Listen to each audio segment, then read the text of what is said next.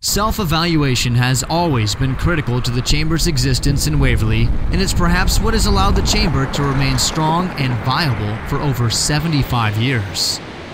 Self-evaluation is critical to the overall development and evolution of an organization, and over the years the Chamber has evolved to meet the needs of Waverly. Initially, when I came on the Chamber in the 80s, it was just before kind of the revolution in the state of Iowa with trying to revitalize the downtown districts in the smaller communities, in particular across the state of Iowa, and then also nationally.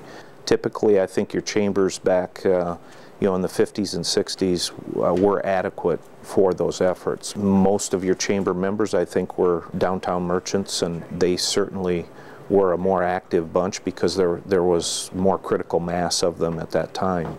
With the downturns of the 80s and the farming crisis, you saw a lot of empty storefronts. Communities start recognizing that we're losing our vitality in our downtown districts. Chamber was becoming more fragmented, trying to work on economic development to help that economic downturn issues, and so they were fragmented on economic development, trying to get industrial people and the larger businesses involved. Chamber had its natural interests still on Main Street and trying to deal with that, so it became quite a fragmented effort and kind of a daunting task. And so you saw the advent of communities coming up with economic development arms of their chamber or branching off and having separate units. Waverly quickly saw that now all of a sudden as a business I'm helping fund and helping volunteer an economic development group, a chamber group, and a Main Street group. And Waverly was recognized as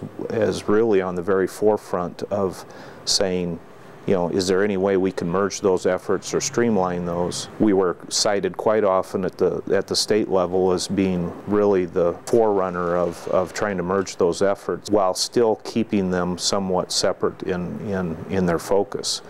I think there was a variety of reasons why the discussions started taking place of having the Chamber and Main Street come together. First of all was volunteers. It's important to have good boards and good people and organizations, and financially, was there ways that the Chamber and Main Street could come together and have one office and maybe less support people, one copier, that type of thing. So there were some definite financial reasons to it.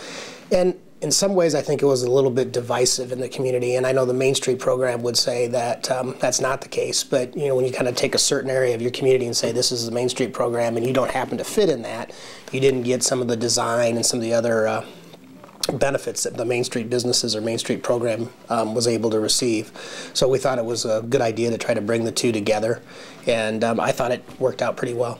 And it certainly put in perspective in everybody's mind where we are, what we needed to do to grow, and from that it has escalated. I think our position, and if you would talk to anybody in the state of Iowa, would say unequivocally that Waverly is, for a town of our size, is #1 without question.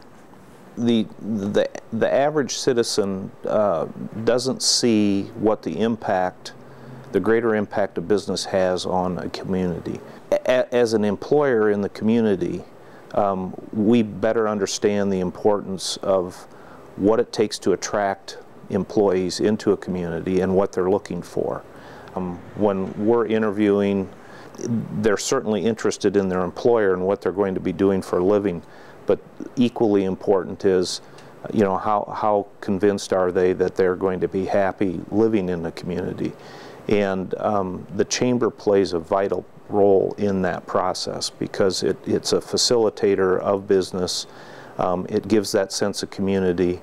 As an employer, you understand that importance, and that's why it's never been difficult for us to get behind the Chamber or Chamber Main Street or WEDCO or Waverly Area Development Group, or now the Chamber again.